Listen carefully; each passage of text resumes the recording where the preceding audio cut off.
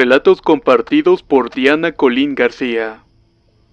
Parte de mi familia es originaria de un pueblo llamado San Felipe Ixtacuixtla, el cual está ubicado en el estado de Tlaxcala. Durante los años 40 y 50 fue conocido por las apariciones constantes de nahuales y brujas, y lo que les voy a contar le sucedió a mi abuelo varios años antes de que se casara con mi abuela. Él tendría unos 18 años de edad y era un joven bastante alegre, que gustaba mucho de andar con sus amistades a altas horas de la noche. Cierta noche, cuando él terminó sus faenas en el campo, se reunió con 3 de sus amigos a pasar un rato en medio de las milpas. Uno de ellos llevó elotes para asar y los otros 2 algunas botellas de aguardiente.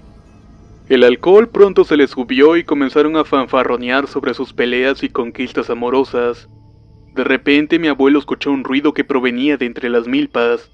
Al principio sus compañeros no le creyeron, pero él insistió tanto que todos callaron por un momento. Después de cierto silencio se escuchó el mismo ruido de nuevo, y ahora sí 2 de sus amigos tomaron sus carabinas para espantar aquello, ya sea que se tratara de algún malhechor o algún coyote despistado. Incluso mi abuelo echó algo de tierra a la fogata para minorar la intensidad de la lumbre. Aguardaron varios minutos, y ya se comenzaban a aburrir cuando el ruido se repitió nuevamente. Solamente que esta vez se escuchó mucho más cerca de ellos. Algo pesado corrió sobre la hierba. Ellos se escondieron entre las milpas y lo que vieron fue a un burro negro sin cola que cargaba un puerco. «Es un nahual», exclamaron todos, y enseguida hicieron la señal de la cruz. Uno de ellos plantó en la tierra su machete, el cual había bendecido días antes, y este animal se detuvo de golpe, como si algo lo hubiera paralizado en ese instante. Entonces el abuelo sacó su látigo trenzado y se acercó al burro para golpearlo. El nahual se encogió ante los golpes que daba, y cuenta el abuelo que comenzó a revolcarse de una manera espantosa, como si le estuviera dando un ataque de epilepsia. Así poco a poco fue adquiriendo la forma de un hombre joven de unos 20 años de edad. Aquel hombre le suplicó que ya no lo golpeara. Les comentó que él provenía de un pueblo vecino, y que se había visto en la necesidad de robar debido a que era muy pobre, y que no tenía dinero para pagar los gastos de su boda, ya que se iba a casar en 3 días, y que solamente de esta manera se había hecho de algunos animales para darles de comer a los invitados. Mi abuelo y sus amigos tuvieron lástima de él. Lo ayudaron a levantarse e incluso le invitaron a comer elotes y unos tragos de aguardiente. Bebieron con él y brindaron a la salud de su futura esposa, e incluso le cooperaron con algunos pesos para su festejo. El nahual, sumamente agradecido, los invitó a su boda. Les dio la dirección diciéndoles que preguntaran por Camilo y se marchó con el puerco a cuestas. A los 3 días mi abuelo y sus amigos fueron a la boda. Camilo era el novio y la persona con la que habían bebido aquella noche. Cuando llegaron, el joven los recibió muy bien. Les dio el puesto de invitados de honor e incluso les puso a cada uno de ellos un itacate para el camino. Tiempo después la gente le decía a mi abuelo que no se juntara con Camilo, ya que éste tenía fama de ser nahual, pero a él nunca le pareció importar mucho aquella referencia, pues él siempre nos decía que un hombre agradecido en el fondo no podía ser una mala persona.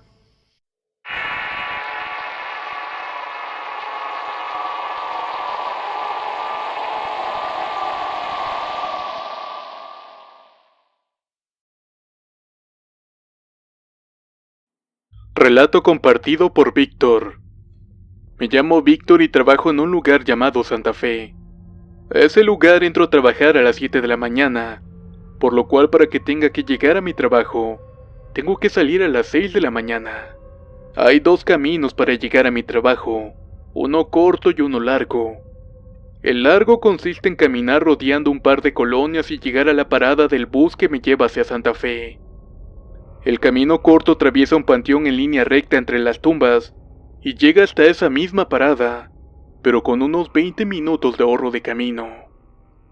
Todos los días me encontraba otro vecino que caminaba por ahí y nos acompañábamos en la penumbra y la soledad del panteón. En una ocasión a él le tocó entrar más temprano, por lo que pasábamos en horarios distintos. Yo iba caminando entre las tumbas como de costumbre, y observé a lo lejos una silueta negra con forma de hombre parada a la orilla del camino. Yo siempre llevaba mi lámpara del celular encendida para ver el camino, y la levanté en dirección a la sombra, pero esta cruzó la calle y se metió entre las tumbas. Llegué a ese punto en cuestión de 10 segundos. Lo estuve buscando para ver si era alguien, pero estaba solo. No veía la forma de que se pudiera esconder de mí o se metiera en algún lugar, porque solo había lápidas y cruces en ese lugar. Así que mejor dejé de buscarlo y continué caminando hasta mi destino. En otra ocasión caminaba y me crucé con un perro grande tipo Rottweiler. Se me paró enfrente de mí y no me dejaba caminar. Yo tenía mucho miedo de que me mordiera, pero me esperé un poco y traté de darle la vuelta. Noté que me observaba fijamente, aunque al pasarlo no me siguió. Tampoco logré ver hacia dónde se había metido. La última ocasión caminaba a la misma hora con la penumbra de los árboles y la luz de la luna. Vi que a lo lejos se acercaba un perro. Pensé que era el mismo que me había encontrado unos días antes, así que bajé la luz de la lámpara y busqué una piedra para poder defenderme de dicho animal. Encontré una mitad de un ladrillo y lo tomé. Al levantar la luz de la lámpara quise ver a qué distancia venía ese perro negro, y mi sorpresa fue de que ya no era ningún perro el que había en ese lugar, sino más bien una persona. Este hombre estaba vestido con un pantalón de mezclilla y una sudadera con gorro cubriéndole la cabeza. Les juro que me entró un escalofrío intenso, y al cruzarnos pasó junto a mí sin hacer ningún movimiento. Tampoco me miró. Era como si no me hubiera visto prácticamente. Decidí caminar rápidamente y traté de voltear para que no me sorprendiera por la espalda, pero esta persona solamente siguió su camino. Hasta el momento sigo pensando que eso era un nahual. Debido a esto ya no he pasado por ahí nuevamente. Mi amigo desgraciadamente falleció en ese lugar. Lo encontraron muerto en el camino. Él siempre me decía que veía una mujer que lo seguía. Incluso a veces la esperaba y ella nunca lo podía alcanzar.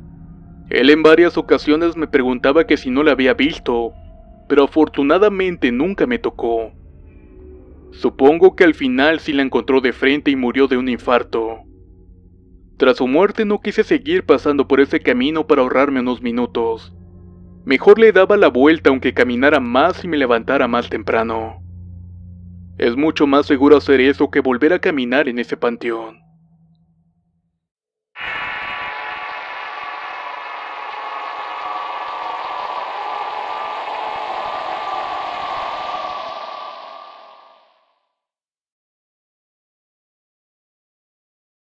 El siguiente relato fue algo que nos ocurrió en enero del 2016.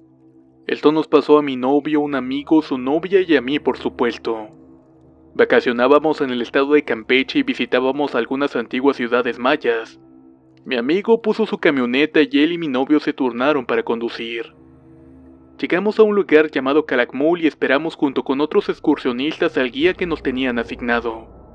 A los pocos minutos llegó un hombre alto, fornido, blanco y de ojos verdes. Parecía de nacionalidad alemana. Y se veía que en sus tiempos de juventud había sido un hombre bastante guapo. Este hombre se presentó como arqueólogo y nos dijo su apellido que ya olvidé a causa de mi mala pronunciación.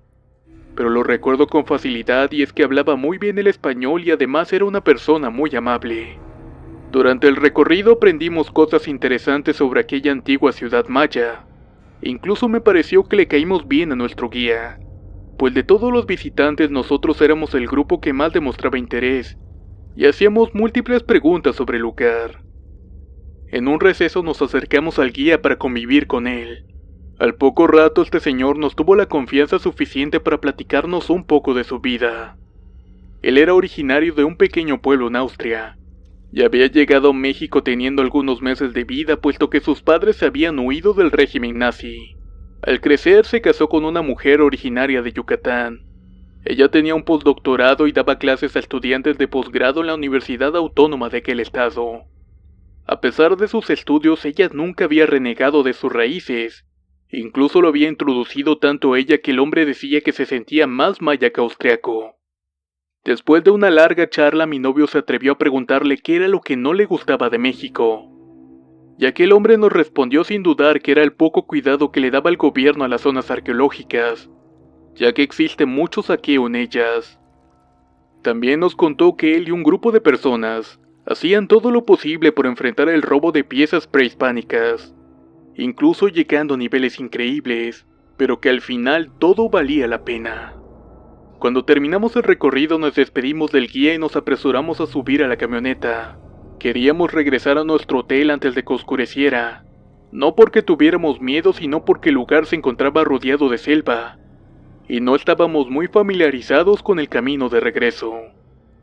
Eran las 6 de la tarde, llevábamos 15 minutos en el auto cuando mi amigo que iba manejando se orilló en la carretera para ir al baño. Mi novio aprovechó y bajó con él. Pasaron unos 5 minutos y no volvían. La otra chica y yo nos comenzamos a desesperar por su ausencia, y más porque se estaba formando la neblina.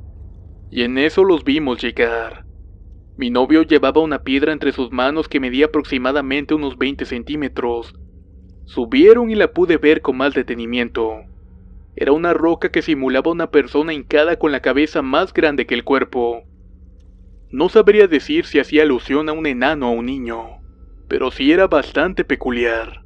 Nos platicaron que la encontraron semienterrada al pie de un árbol, y que habían tardado tanto porque estaban discutiendo si se la llevaban o no. Nosotras les sugerimos que la dejaran de vuelta en su lugar, puesto que recordamos las palabras del arqueólogo, pero no nos hicieron caso y continuamos nuestro camino.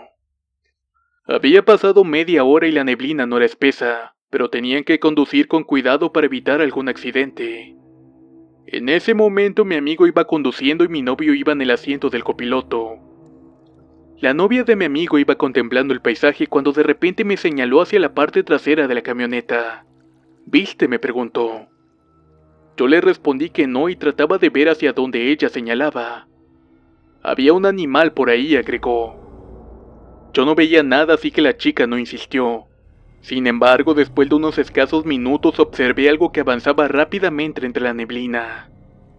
Era grande, blanco y se desplazaba en 4 patas. ¿Es eso?, le pregunté. Ella sintió y enseguida le avisamos a los demás, quienes no habían prestado mucha atención a aquel suceso. No se preocupen, podemos espantar a ese animal con el ruido del claxon, comentó mi novio despreocupado. Habían pasado unos segundos cuando mi amigo detuvo el auto y señaló hacia enfrente. A pesar de la niebla vimos a un enorme perro blanco, que más bien parecía un lobo cuya mirada era brillante y verde. Algo raro era que no nos miraba con ojos amenazantes, aunque nos estaba observando a todos, pero lo más extraño era que aquel ser me pareció conocido. El lobo saltó hacia un lado del camino y se perdió, o eso quisimos creer. Parece que nos venía siguiendo. Lo vi desde que levantaron aquella roca, comentó la novia de mi amigo. Los chicos se miraron y mi novio se bajó del auto y dejó en un lugar seguro aquella estatua que habían encontrado. Después de eso reanudamos el viaje sin ningún incidente, hasta que a mi amigo se le ocurrió comentar: pueden llamarme loco, pero ese perro se parecía al guía. Todos nos quedamos estupefactos. Me di cuenta que no era la única que lo había relacionado con aquel hombre. Sin embargo, nada podemos probar. Poco después de lo acontecido me llevó a reflexionar que si bien hay gente capaz de transformarse en animal para hacer travesuras o cometer actos de maldad, quizás no sería tan tonto pensar que hay personas que lo hacen para proteger lugares sagrados. ¿O qué piensan ustedes?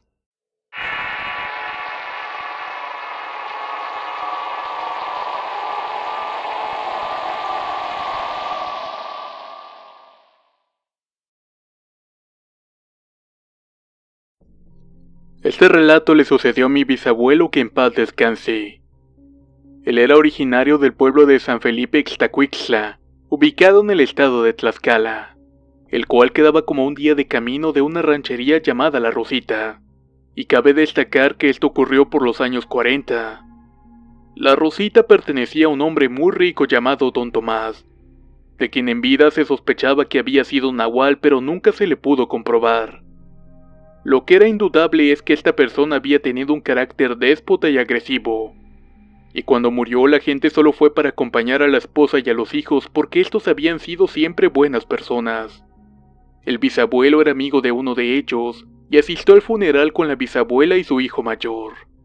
Desde el primer día que estuvieron velando a ese hombre sucedieron cosas muy raras. En la noche los rezos fueron interrumpidos varias veces, cuando la gente escuchaba como si un animal muy pesado caminara por el tejado. Aquella cosa parecía saber el lugar exacto donde estaba colocado el ataúd del finado, pues una vez situado arriba de éste arañó las tejas con unas zarpas grandes y gruesas.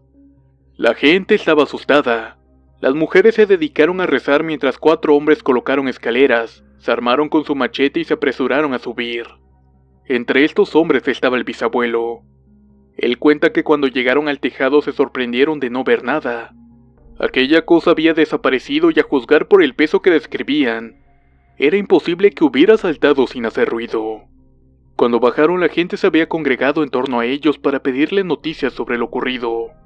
Pero antes de que hablaran, algunas mujeres, entre ellas la bisabuela, comenzaron a llorar y a vomitar. Otras tuvieron fuertes dolores de cabeza, como si les hubiera dado un mal aire. Al segundo día, los bisabuelos acordaron que ella regresaría a la casa acompañada de su hijo. Partieron a buena hora dejándolo solo, no sin que antes la bisabuela le diera un escapulario. La mañana y la tarde transcurrieron sin novedad alguna. La gente continuaba platicando sobre el suceso de la noche anterior, esperando que no se volviera a repetir. Cuando llegó la noche, el bisabuelo se acometió con la familia de don Tomás a repartir panes, atole y café. La gente que había llegado era mucha, y al final estaba tan cansado que sin querer se durmió mientras que las personas comenzaron a rezar. Tuvo un sueño bastante raro. Cuenta que él se encontraba en lo alto de una barranca pensando en cómo bajar, cuando llegaba un hombre perseguido por 2 enormes perros negros de ojos rojos brillantes como el fuego y sin cola.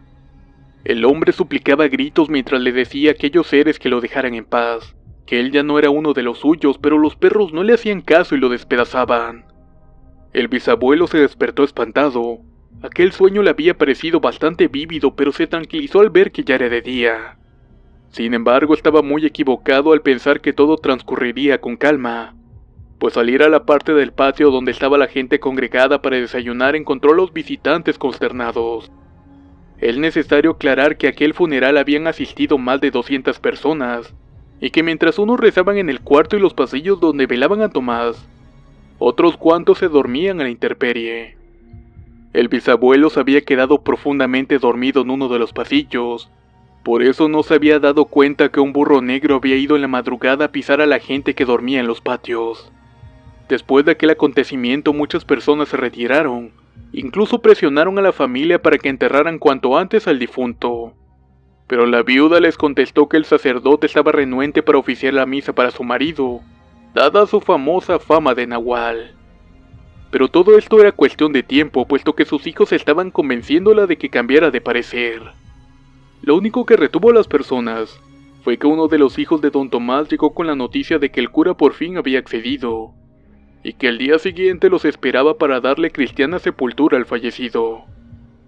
Sin embargo, la última noche que el bisabuelo la pasó en aquella ranchería fue la peor. Se encontraba rezando un rosario por el alma del difunto y pasaba la medianoche. La gente ya se encontraba bastante cansada tanto física como moralmente, cuando de pronto se abrió bruscamente la puerta de la entrada principal del cuarto donde se encontraba el ataúd. En ese momento entraron 2 perros enormes muy parecidos a los que había soñado el bisabuelo. Las personas estaban muy atemorizadas al grado de no poder orar. Se quedaron en los lugares en silencio y no se atrevían a moverse, pues todos se habían resignado a que sucediera lo peor. De repente un viento frío apagó las velas justo al momento en que aquellas bestias se acercaron al ataúd. Se escuchó un ruido estridente y después que arrastraban un pesado bulto a gran velocidad. Hubo un silencio desesperante hasta que alguien dijo que ya se habían ido. Cuando prendieron nuevamente las velas, se dieron cuenta que el cajón estaba volteado y que el cuerpo de don Tomás ya no se encontraba. La gente comenzaba a rezar para curarse del susto, mientras que otros murmuraban que esos perros solo habían ido por don Tomás, puesto que si hubieran querido hacer algún daño, lo habrían hecho sin ningún miramiento. Al día siguiente, la familia del difunto tuvo que echar piedras en el ataúd para que pesara y tener algo que sepultar. La gente no quiso quedarse para los rosarios. Tenían miedo de que en la noche le sucedieran más cosas desagradables. Por su parte, el bisabuelo afirmaba que aquel hombre con quien había soñado esa noche no debía ser otro que don Tomás, quien en esos momentos seguramente yacía en el infierno, pagando todas esas fechorías que hizo en vida como nahual. Este fue un pequeño recopilatorio sobre historias de nahuales. Si ustedes tienen alguna historia o experiencia que quieran compartir, no olviden que las podemos recibir por inbox en el Facebook de Relatos de Horror, o también mediante correo electrónico.